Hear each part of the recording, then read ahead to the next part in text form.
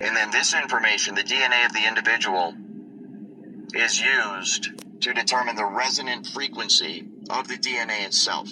The resonant frequency is then used to fine-tune the technology, the radio frequency signals, the microwave auditory effect, and all of the other aspects of the technology to tune it perfectly to the resonant frequency of the targeted individual's DNA. This is one of the reasons why many targeted individuals believe that there are nanotechnology, nanobots inside of their body. Smart dust, things of this nature, nanofibers that completely fill the target's body. And based on some of the scientific papers that I've seen written on this, this is possible and it is going on. But it is a lower form of the technology. It is a less advanced form of the technology. The true holy grail in terms of this technology is DNA resonant frequency. It taps right into the DNA and it does it remotely by resonating with the exact frequency that your DNA resonates. Because all matter in the universe resonates. All matter is animated by sound. Matter itself is enabled by sound. And so the resonant frequency of the DNA is what they use to fine-tune the technology to take total control of your entire body, spirit, soul, being, and mind. It's total not only mind control, it's total human being control. And it is the essential element that allows them to manipulate your emotions so totally and completely, to manipulate your thoughts so totally and completely, to manipulate everything you do and see and hear and think and feel every single minute of every single day so totally and completely. It's horrible. It's horrifying. And it is a crime against humanity. This is something that needs to be dealt with in the Geneva Convention. This is something that needs to be dealt with in international courts. This is something that needs to be dealt with first and foremost by the Supreme Court of the United States. This is something that needs to be dealt with until we get to that point at the local and the state level. This is something that needs to be tackled by lawyers and civil rights advocates immediately. We need laws right fucking now to stop this thing, because it is out of control and it is only getting worse. The entire population of the United States of America could conceivably be controlled by this one day. And I know for a fact, having been an insider and actually been a part of this program and seen it operate on a day-to-day basis, I am aware that there are now entire cities in America that are nothing more but a massive social engineering experiment. Because instead of using this, as most people think, just against the individual, the targeted individual, there are applications of this technology I am now aware of that utilize it against entire populations. Anywhere from small groups of people, 10 to 20 to 100, to medium-sized groups of people, several thousand to tens of thousands. This is done by creating a field effect, where an entire field of electromagnetic energy is created in a geographical location. And any human being within that geographical location, within the electromagnetic field affecting that geographical location, will be affected by the technology. This can be used to induce a general mood in a population or a crowd of people. It can be used to make them passive. It can be used to make them agitated. And this can be used to cause or stop, induce riots, stop crime, start crime, stop thoughts, start thoughts. Massive mind control on a citywide level. And one of the population centers that I am aware of that this is going on, full tilt, full steam ahead, no holds barred, fucking all out social engineering, mind control, manipulation, emotional control, manipulation of the entire fucking population, both on the macro level and the micro level, the societal level and the individual level, is the city of Seattle, Washington. It is absolutely horrifying. The entire city of Seattle, Washington is now being used as a social engineering experiment, and the test subjects are the American people who are unfortunate enough to reside in that beautiful city. When I lived there, I met many great people, beautiful people, people with great spirits and great minds and great souls, genuinely good people. And it breaks my heart to know what's being done to them by some real, sick, evil, out-of-control people who have taken their positions of power and authority and taken advantage of it. They have violated the trust of the American people.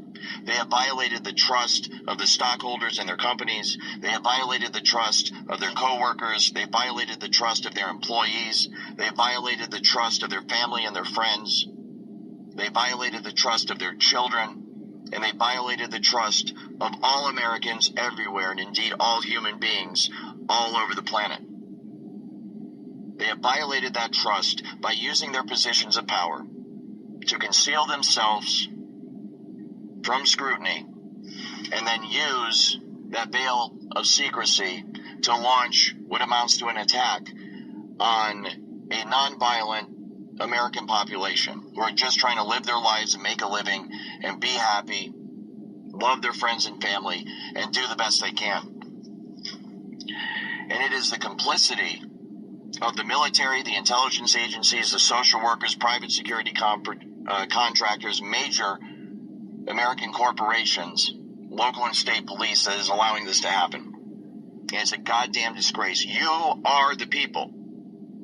We are the people in my industry who are supposed to be protecting the American people, who are supposed to be serving the American people, who are supposed to be preserving our way of life and protecting the Constitution so that our children do not grow up in a hell on earth, so that horrible, evil people do not get control of this country and have the ability to harm our loved ones, our friends, and our family. And I always thought that that was a possibility for the future. I'm aware of some of the predictions of the future and the direction the country's going, and it could get really bad. Some horrible things could happen in the future.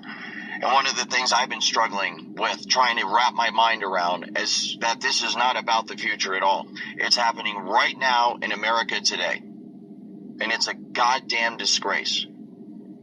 See the future and understand a wonderful future where we can use brainwaves to fight crime, be more productive, and find love. Let's roll. Sensing your joy, your playlist shifts to your favorite song, sending chills up your spine as the music begins to play. You glance at the program running in the background on your computer screen and notice a now familiar sight that appears whenever you're overloaded with pleasure. Your theta brainwave activity decreasing in the temporal regions of your brain. You mentally move the cursor to the left and scroll through your brain data over the past few hours. You can see your stress levels rising as the deadline to finish your memo approached, causing a peak in your beta brainwave activity right before an alert popped up, telling you to take a brain break. Your mind starts to wander to the new colleague on your team, whom you know you shouldn't be daydreaming about, given the policy against intra-office romance. But you can't help fantasizing just a little. But then you start to worry that your boss will notice your amorous feelings when she checks your brain activity and shift your attention back to the present. You breathe a sigh of relief when the email she sends you later that day congratulates you on your brain metrics from the past quarter, which have earned you another performance bonus. When you arrive at work the next day, a somber cloud has fallen over the office. Along with emails, text messages, and GPS location data, the government has subpoenaed employees' brainwave data from the past year. They have compelling evidence that one of your coworkers has committed massive wire fraud. Now, they're looking for his co-conspirators. You discover they are looking for synchronized brain activity between your coworker and the people he has been working with. While you know you're innocent of any crime, you've been secretly working with him on a new startup venture. Shaking, you remove your earbuds. What do you think? Is it a future you're ready for? You may be surprised to learn that it's a future that has already arrived. Everything in that video that you just saw is based on technology that is already here today. Artificial intelligence has enabled advances in decoding brain activity in ways that we never before thought possible. After all, what you think, what you feel, it's all just data. Data that in large patterns can be decoded using artificial intelligence. We're not talking about implanted devices of the future. I'm talking about wearable devices that are like Fitbits for your brain. The newest way to monitor attention is through a device like this one. These are ear pods that are launching later this year. These ear pods, much like the video you watched earlier, are ear pods that can pick up brainwave activity and tell whether or not a person is paying attention or their mind is wandering. Okay, well, you might think, fine, but even if we can tell whether a person is paying attention or their mind is wandering, you can't tell what they're paying attention to. You would be wrong.